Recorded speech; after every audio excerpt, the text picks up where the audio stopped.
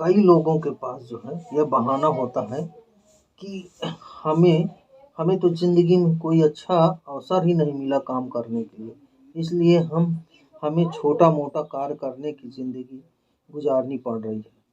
यह सिर्फ़ मन की कमज़ोरी को छिपाने का एक बहाना मात्र होता है। हर मनुष्य के जीवन में अनेक बेहतरीन अवसर आते हैं, लेकिन वह आलस, असफलता का भय, आत्मविश्वास की कमी का निर्णय क्षमता के अभाव के कारण उन्हें ठुकरा देता है। कोई भी इंसान याद करे तो उसको याद आ जाएगा कि उसके जीवन में कितने अवसर आए थे। उसके सामने ही कुछ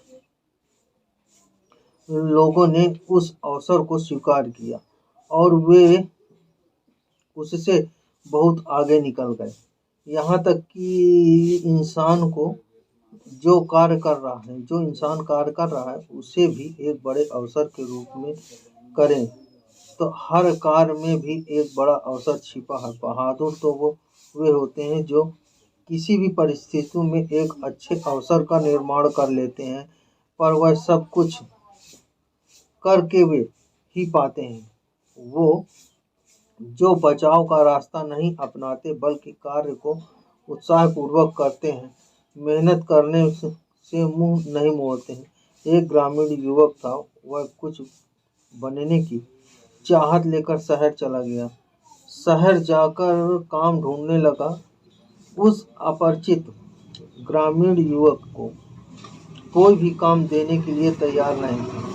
वह काम की काफ़ी तलाश करता रहा, पर उसे कोई काम नहीं मिला। वह वापस गांव नहीं लौटना चाहता था। उसे विश्वास था कि कोई भी काम मिल जाए तो उसी में कुछ अच्छा अवसर निकाल लेगा। उसको कोई काम नहीं मिला तो वह एक भवन निर्माण कार्य में मजदूर का कार्य करने लगा। उस कार्य में ही वह बड़ी मेहनत करता रहा। अन्य मजदूरों से ज़्यादा कार्य करता था, बड़ी सावधानी से करता। सामान न नुकसान हो नहीं होने देता था। किसी भी प्रकार सामान नुकसान नहीं होने देता था। उसका कार्य सबसे अलग नजर आता था। थोड़े ही दिनों में वह सबकी तारीफ हासिल करने लगा। ठेकेदार भी उससे जो है ठेकेदार बहुत प्रभावित हो गया। उसने उस युवक को कार्य निरीक्षक बना दिया। युवक ने एक और भी मेहनत करते हुए अपनी जिम्मेदारी के साथ को बहुत अच्छे से निभाया। वह हर कार्य को सीखने में भी बड़ी रुचि रखता था। उसने ठेकेदार के कार्य को बहुत अच्छा तरह से संभाल लिया। ठेकेदार उससे बड़ा प्रसन्न रहता था। वह युवक बढ़ चढ़कर हर जिम्मेदारी लेता था। उसने उस कार्य की लागत को कम कर दिया। वह गुणवत्ता को भी काफ़ी सुधार दिया। वह उन्नति करता ही गया और एक दिन वह स्वयं ठेकेदार बन गया। वहाँ भी अपनी लगन व मेहनत के लगातार आगे बढ़ता रहा। संघर्षशील इंसान तो हर जगह अवसर बना लेते हैं, लेकिन बचाव प्रवृत्ति वाले इंसान अच्छे से अच्छे अवसर को भी ठुकरा देते हैं। 4 भाई थे। बड़े होने के बाद चारों का बंटवारा हो गया। वह चारों को बराबर हिस्सा प्राप्त हुआ। 3 भाई तो बड़े अच्छे तरीके से अपना कारोबार कर रहे थे, पर सबसे छोटा वाला कमज़ोर था। वह मेहनत से बचना चाहता था। उसने कोई कारोबार करने के बजाय अपना सारा पैसा सट्टे में लगा दिया। वह सोचता था कि मेरे तीनों बड़े भाई तो इतनी मेहनत करते हैं, फिर भी वैसे की वैसे ही हैं। मैं अब बिना मेहनत के ही उनसे बहुत आगे निकल कर दिखाऊंगा। उसको बार घाटा होता और वह सोचता इस बार सारा पैसा निकाल लूँगा। कभी कभी थोड़ा सा लाभ होता तो वह और ज़्यादा लालच में आ जाता। थोड़े ही दिनों में उसका सारा पैसा खत्म हो गया। उसे घर चलाने में भी दिक्कत होने लगी। उसकी स्थिति दयनीय हो गई। तीनों भाइयों ने उसकी स्थिति देखी तो उससे उस उनको उस पर तरस आया। उन तीनों ने थोड़ी थोड़ी पूंजी लगाकर उसे एक दुकान खुलवा दी और हिदायत दी कि दुकान अच्छे से चलाए, अब कभी भी सट्टा आदि के चक्कर में ना पड़े। जो चला गया उसे भूल जाए, ढंग से कार्य करना करेगा तो थोड़े ही दिनों में सब ठीक हो जाएगा। लेकिन छोटे भाई को जब थोड़ी आमदनी होने लगी तो वह फिर सट्टेबाजी में लग गया। दुकान पर ध्यान कम देता और सट्टे में ध्यान ज़्यादा देता था।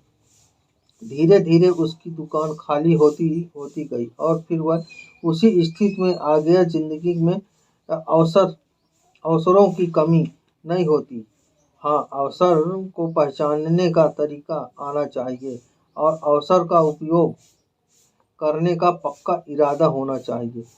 स्वयं का एक उचित विश्लेषण होना चाहिए। केवल मन में डर लिए हुए बैठे रहना और हर अवसर को ठुकराते जाने से तो जीवन में कुछ हासिल नहीं होने वाला। लोग इतने अधिक संकुचित हो जाते हैं कि हर अवसर में कुछ न कुछ कमियां निकालते रहते हैं और जिंदगी को बिना कुछ खास किए हुए गुजार लेते हैं। इसलिए तो अच्छा होता किसी अवसर का चुनाव करते और वह गलत भी साबित होता, तब भी सीखने का एक अच्छा अवसर तो मिलता। दो भाइयों का बंटवारा हुआ। बड़े भाई ने अपने हिस्से की जमीन रख ली और वह छोटे भाई को ऐसी जमीन दे दी जहाँ जो पूरी तरह बंजर थी। न तो वहाँ समतल थी न उसमें खेती होती थी। छोटे भाई के पास कोई चारा नहीं था, उसको उसी से अपना गुजारा करना था। जमीन बड़ी उबड़ खाबड़ थी, उसमें से होकर पानी का नाला गुजरता था। उसने उस जमीन को तैयार करना शुरू किया। जो जमीन ऊपर थी उसमें फलों के वृक्ष लगा दिए और जो टुकड़े समतल बन सकते थे उन्हें अलग अलग अलग स्तर पर समतल बना दिया। पानी को रोकने के लिए छोटा सा तालाब बना दिया। खूब मेहनत करके उसने उस जमीन को बड़ी सुंदर सुंदर बना दिया। उसी जमीन का सबसे ऊंचा स्थान पहाड़ी नुमा था। उसकी चोटी पर जाकर